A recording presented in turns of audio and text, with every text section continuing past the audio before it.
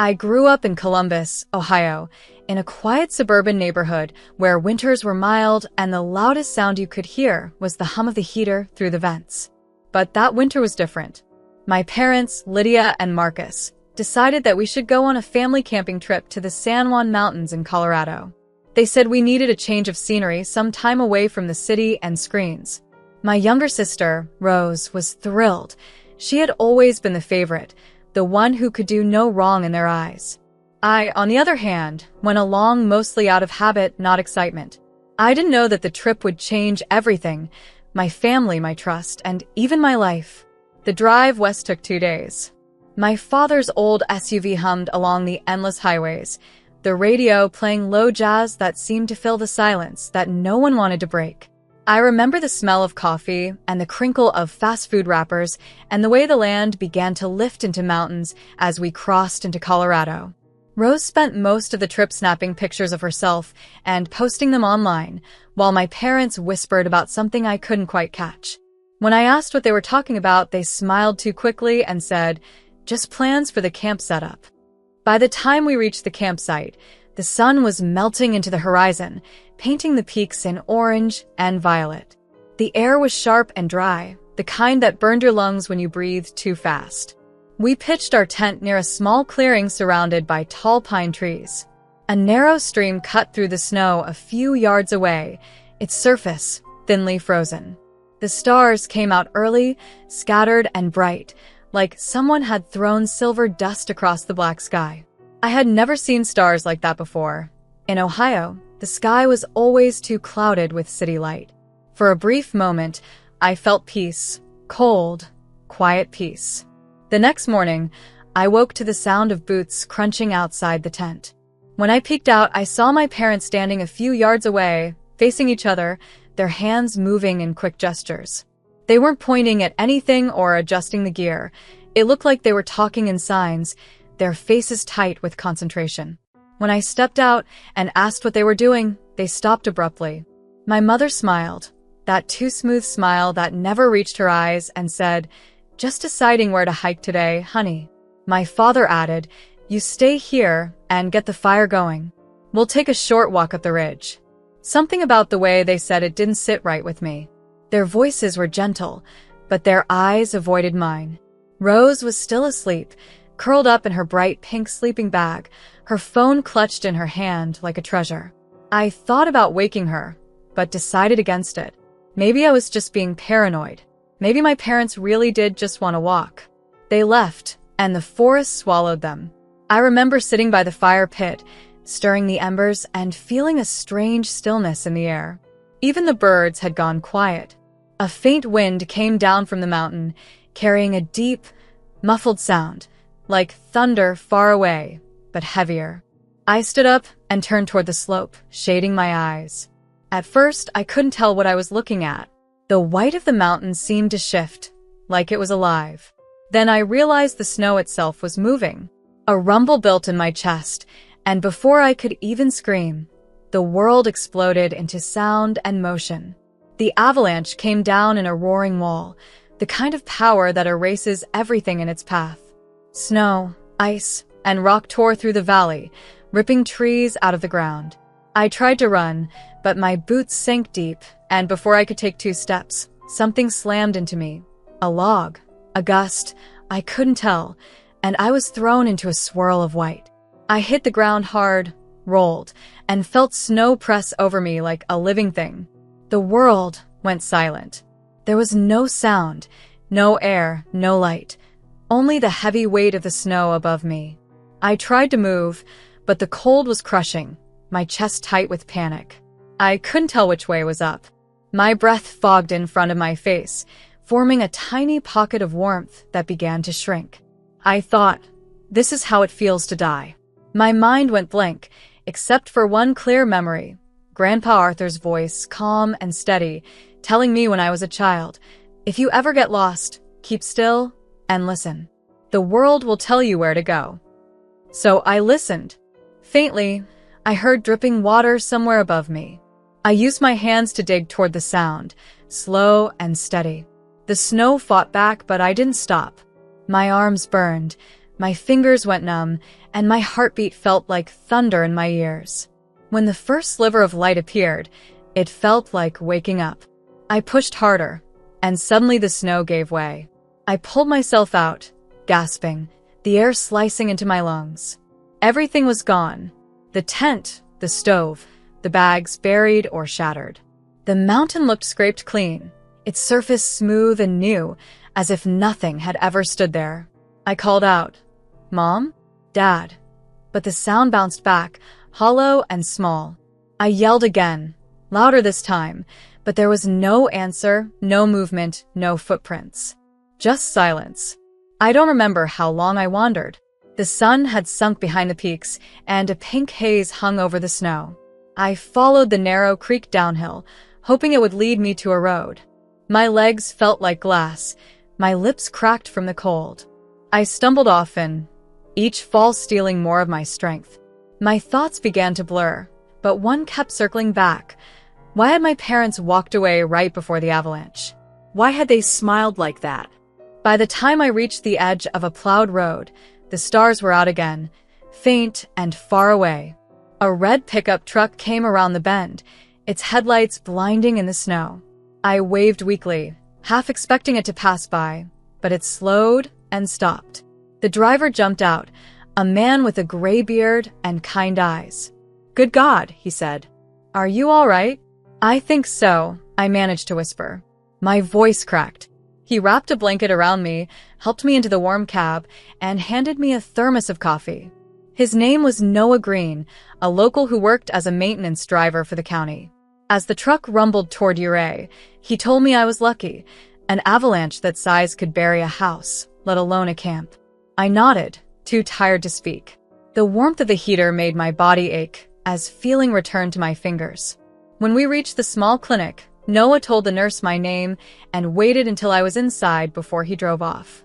I watched the taillights disappear into the dark. A nurse pressed a hot compress to my hands, and the doctor said I'd have bruising but no frostbite. I should have felt relief. I should have been grateful. But all I could think, even as I lay under a warm blanket, was that something wasn't right. My parents had known something. They had walked away just before the mountain broke. And as I drifted into uneasy sleep, one thought followed me down. I survived something I was never meant to survive. The ride back to Columbus, Ohio, took longer than I remembered. My hands still shook from the cold that had soaked into my bones in the mountains. I sat near the window of the bus, watching snow gather at the corners of the glass as the roads blurred past. The other passengers looked sleepy and unaware of how strange it felt to be alive after expecting not to be. I kept replaying the sound of the avalanche, the roar, the silence that followed, and the image of my parents walking away just before it struck. I wanted to believe it was a coincidence that they hadn't known. But deep inside me, something had already cracked. When I finally reached Maple Street, everything looked almost the same. The snow-dusted hedges, the mailbox with its dent from last summer, the crooked porch light my father never fixed. The white house with its black door stood calm and harmless, as if nothing dark could live inside. Grandpa Arthur had paid half its mortgage before he died. He used to say it was the only place he truly felt at peace after moving back from Boston. I had been the one to help him through those final months, his medicine, his tea, his endless stories about the sea. He used to look at me and smile, saying, "You're the steady one, Clara. The world needs steady hearts." I wished he were there now. When I reached the porch, I expected silence. Instead, I heard laughter. Music spilled through the windows, an old swing tune that didn't fit the hour or the season. I hesitated, my hand on the doorknob, before pushing it open. The warmth hit me first, then the smell of bread and something sweet, maybe cake. I stepped inside and stopped. The dining room was full of people, our neighbors, my parents, my sister Rose, all laughing and raising glasses. My mother wore a silver dress that glittered under the light. My father had on a tie with tiny sailboats. They looked happy. At the center of the table was a cake shaped like a mountain. I stared at it, confused, until I saw the words written across it in blue icing. "Farewell, Clara." My chest went hollow. They hadn't seen me yet. I stood in the shadow of the hallway and listened. My father's voice carried over the music. It's settled then. The Avalanche did the work. We can file on Monday. My mother laughed softly, the kind of laugh she used when she got what she wanted. To the estate, she said, raising her glass. More than $1.3 million finally. The guests clinked their glasses. Even Rose smiled, though her eyes were on her phone. I saw her type something, her lips curving into that smug half-smile she always wore when the attention was on her. For a long moment, I just stood there numb. Then something inside me, something that had been quiet for years, rose up. I stepped into the light. To the estate? I said, my voice clear. To me, the music stopped. My mother's hand froze midair, and the knife she was holding slipped from her fingers, landing on the table with a dull tap. My father turned, his face draining of color as if he'd seen a ghost. Rose looked up from her phone, her jaw falling open. I'm not dead, I said. But you knew the snow would come. No one spoke. You could hear the clock ticking in the hallway. Then my mother's expression changed. First shock, then calculation. Clara, she whispered. My God, how did you survive? How do you think? I asked. I dug my way out. I walked for hours in the snow. A man found me, helped me to a clinic. I stared at her, searching her face for guilt. There was none. Only annoyance, faint but real. My father stepped forward, forcing a smile that didn't touch his eyes. Sweetheart, you must be confused. You were caught in a terrible accident. We thought. Don't, I said. Don't lie to me. You knew there was going to be an avalanche. He froze. My mother's fingers twitched around her wine glass, and I noticed her wedding ring glinting in the light, Grandpa's old diamond, resized to fit her. It felt wrong, seeing it on her hand. She set the glass down carefully and said, You've been through a trauma, Clara. Maybe you misunderstood. We would never what? I interrupted. Never send me to die so you could take the money Grandpa left me? A few of the guests gasped. My father's eyes flicked toward them, then back at me. He tried to speak, but his voice cracked. That's not true. Where would you even get that idea? I heard you, I said. You just said it. The Avalanche did the work. Those were your words. The silence that followed was like glass, sharp and waiting to break. Rose stood up slowly. You're scaring everyone, she said. You should go upstairs, take a shower, and sleep. You look awful. Her tone was soft, but her eyes were cold. The same coldness I'd seen for years whenever Grandpa praised me instead of her. I turned to her. You knew too, didn't you? She didn't answer. She only looked at our parents, her silence enough. The neighbors began to leave quietly, one by one, murmuring awkward goodbyes. By the time the door shut behind the last of them, it was just us, the four of us, the broken family. I thought I'd escaped for good. My mother's voice snapped the air. You listen to me, Clara. You can't come in here accusing us like this. We thought you were gone. We were mourning you. With champagne? I asked. With a cake? She flinched. My father sat down heavily, rubbing his face. You don't understand, Clara, he muttered. You were always… What? The mistake? The problem? I said. I know. I heard it my whole life. But Grandpa saw me differently. He left everything to me because I was the one who stayed with him when you two didn't care enough to visit. My mother's jaw tightened. He was confused. You manipulated him. I held his hand when he couldn't walk anymore. I snapped. That's not manipulation. Rose shifted in her seat, looking small now. My father looked at me like he wanted to speak, but my mother cut him off with a glare. You can't prove any of this, she said quietly. I smiled then, though it felt more like a wound than a smile. Maybe not yet, I said. But I will. I turned and walked out, the cold night air slapping my face as I stepped onto the porch. Behind me, I could hear my mother's voice rising in panic, my father's trying to calm her, Rose crying softly, or pretending to. I didn't look back. The snow on the street was fresh and unmarked. I stood there for a long moment, breathing in the cold, thinking of Grandpa's words again. The world needs steady hearts. I wasn't steady yet, but I was alive. And that, for now, was enough. I didn't sleep much that night. The sound of the wind brushing against the old windows of the house on Maple Street felt like whispers I didn't want to hear. I locked my door and pushed a chair under the knob just in case. Every creak of the floorboards made me flinch. I lay in my bed staring at the ceiling, my mind replaying the moment I walked into my own wake. The look on my parents' faces, shock giving way to fury, was burned into me. I was alive, but I wasn't safe. At dawn, the snow outside glowed pale pink in the light of the rising sun.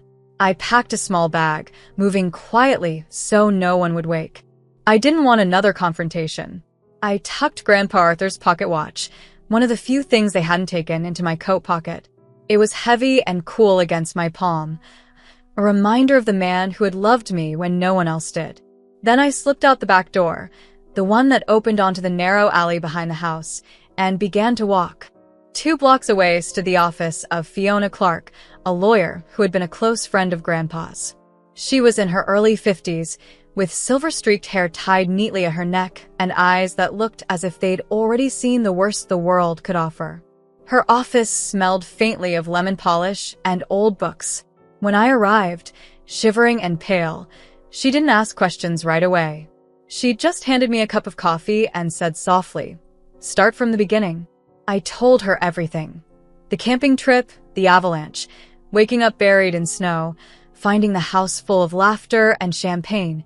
The words, the avalanche, did the work. Fiona didn't interrupt. She took notes carefully, her pen steady, her face unreadable. When I finished, she turned to her computer and opened a file labeled Arthur Weston, Last Will and Testament. Grandpa's voice seemed to echo in the room as she read aloud. To my granddaughter, Clara Weston, I leave my lake house by Lake Erie, my 1972 Chevy truck, and the remainder of my estate totaling $1,317,000. For her steady care and honest love. My throat tightened. Grandpa had remembered me exactly as I was, the quiet one who stayed behind, who never stopped showing up. Fiona continued, to my son, Marcus, and his wife, Lydia, I leave the painting of the lighthouse in my study. To my granddaughter, Rose, I leave my stamp collection, in hopes that she may learn patience through detail. When Fiona looked up, her eyes were kind but sharp. He left you everything, Clara, she said. Everything that matters. I nodded slowly, the truth sinking in. My parents had known. That's why they took me to those mountains. They hadn't invited me out of love or family spirit. They'd taken me there to die. The thought made me dizzy. Fiona leaned back in her chair, thinking. I'm calling a friend of mine, she said finally. Detective Peter Lang. He works with the Cleveland Police Department. You'll want his help. An hour later, a tall man in a brown coat arrived. He had a notebook in one hand and a calm, steady voice that reminded me of Grandpa in some strange way. He listened to everything again, asking quiet questions as he jotted notes. Do you feel safe in your home right now? He asked. I shook my head. No. Not even a little. Then don't go back there, he said firmly. Do you have anywhere else to stay? I thought for a moment, then remembered Maya Brooks, one of Grandpa's church friends who lived near Cincinnati. She had always been kind to me, bringing cookies during Grandpa's illness, telling me I had his eyes. Fiona called her, and within the hour, Maya said I could stay as long as I needed. By evening, I was sitting in Maya's cozy yellow house, wrapped in a blanket that smelled like sunshine. She made me soup and didn't ask for details, only said, You're safe now, Clara. Whatever comes next, we'll face it one piece at a time. The days that followed were slow but heavy. Detective Lang began his investigation quietly, collecting evidence that I didn't even know existed. He found texts between my parents and a man named Vince Halter, a self-proclaimed weather consultant who sold early avalanche forecasts for private use. In one of the messages, my mother had written, We need confirmation before the weekend. It must look natural. Vince replied with a payment request, $4,000 transferred through a fake consulting account. My parents had bought the exact forecast that predicted the avalanche would hit that slope. Then there were the search histories on my mother's laptop. Insurance for adult child death and accident, inheritance transfer process after missing person, and even how long to wait before claiming life insurance. The evidence was a mountain of its own, built on greed instead of snow. When Fiona showed me the printed pages, I felt sick. "They really planned it," I whispered. "They didn't even hesitate." Fiona reached across the table and touched my hand. "They won't get away with it, Clara. But you must be strong now. Don't let them break you again." A few days later, Detective Lang visited Maya's house to give an update. "The district attorney's office is reviewing everything," he said. "Your parents' accounts show large withdrawals and deposits that match the payment schedules. There's no question they knew about the Avalanche in advance." He paused before continuing. "They might claim it was a coincidence or panic, but with the will and the party, well, it paints a clear picture." I nodded. "So what happens now?" "We'll file for charges: attempted murder, fraud, and conspiracy. You'll need to testify when the time comes." The words, attempted murder, hung in the air like a fog. I had known it, deep down, but hearing it said aloud made it real. That night, I cried, not from fear, but from exhaustion. I cried for the girl I'd been before, the one who thought her parents' coldness was just bad luck, not cruelty. Then I sat up, wiped my face, and opened Grandpa's old notebook that I'd found in my bag. Inside, in his slanted handwriting, he had written a single line that I'd never noticed before.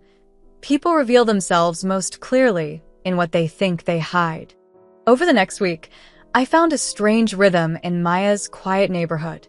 Each night, I walked the block under the soft glow of the streetlights, breathing in the cold air. The world didn't feel safe yet, but it felt honest. I was alive, and for the first time, I didn't feel small. One evening, Fiona called with news. "The judge has issued a protective order. They can't come near you. And Clara," she added, "you'll get your inheritance. It's rightfully yours." When I hung up, I went to the window and looked at the stars above the rooftops. I thought about Grandpa, about the way he used to wink and say, "The hardest truths are the ones that free you." Maybe he was right. I wasn't free yet, but I was learning. Spring came quietly to Ohio, soft and slow. The snow on the curbs melted into gray puddles, and the air smelled faintly of rain and earth. When the last of the court papers were signed, I returned to Maple Street, the house that had nearly been my grave and was now, by law and by choice, mine. The key felt heavy in my hand as I unlocked the door. Inside, silence greeted me. It wasn't the same silence of fear that had haunted me months ago, but a calm one, like a house waiting for someone to fill it again. Dust danced in the light filtering through the blinds. I walked through each room slowly, touching the walls, the backs of chairs, the window frames. Everything my parents had once claimed now belonged to me. The thought didn't bring joy. It brought clarity. In the living room, I turned on Grandpa's brass lamp, the one he had left for me to keep the light honest. Its warm glow filled the room. "I'm home, Grandpa," I whispered. Saying it aloud steadied me. The trial had been public, though I hadn't attended. Fiona Clark, my lawyer, said my parents had confessed in pieces, claiming desperation, jealousy, and financial strain. They were sentenced to years in federal prison. Rose avoided charges, saying she hadn't known. Maybe she hadn't. I wasn't sure I wanted to know. I'd stopped needing answers that hurt to hold. I spent the next week cleaning the house. I threw out what was rotten, boxed what was painful, and kept what was true. I opened the windows wide and let the cold air sweep through the rooms like forgiveness. The house began to breathe again, and so did I. I made a plan. I would sell Grandpa's Lake Erie property. It was too full of ghosts, and keep this house. I called a real estate agent, Daniel Hurst, from Cleveland. When the sale went through for $870,000, the number made me dizzy. That money wasn't just wealth, it was freedom. I decided I'd use it with care. First, I'd repair the Maple Street house, the porch, the roof, the creaking floorboards. Then I'd set aside a fund for myself, $1,000 a month toward school. I wanted to study search and rescue management, maybe in Vermont or Virginia. It made sense. I had survived what others didn't. I wanted to help those who might one day face the same terror in the mountains. The rest of the money I would dedicate to the Arthur Weston Rescue Fund, in Grandpa's name. It would help small rescue teams across America buy better equipment, thermal gear, radios, ropes. Grandpa had always said, "If you survive the storm, you owe the next traveler a path through it." I wanted to build that path. Life began to move in quiet rhythms again. I painted the living room a soft cream, planted herbs, mint, thyme, basil in the backyard, and fixed the porch swing. Every morning, I drank coffee there, watching the street come alive with school buses and dogs on leashes. For the first time, the sound of life didn't scare me. It reminded me I was part of something bigger. Some nights I dreamed of snow, the roar, the suffocating cold, but I woke calm, no longer trembling. The fear was fading, replaced by something else, determination. One evening, I sat at my desk and wrote a letter to Rose. I didn't accuse her. I didn't forgive her either, not completely. I simply wrote, "When you're ready to tell the truth, to me or to yourself, my door is unlocked. I hope one day we can talk as sisters again, not rivals." Then I sealed it and sent it. I never knew if she read it, but writing it freed me. Forgiveness, I'd learned, isn't for the other person, it's for the one who chooses to live. By May, the city had turned green. The maple trees outside the house bloomed thick, their branches heavy with new life. I started running each morning, feeling my lungs fill with air instead of fear.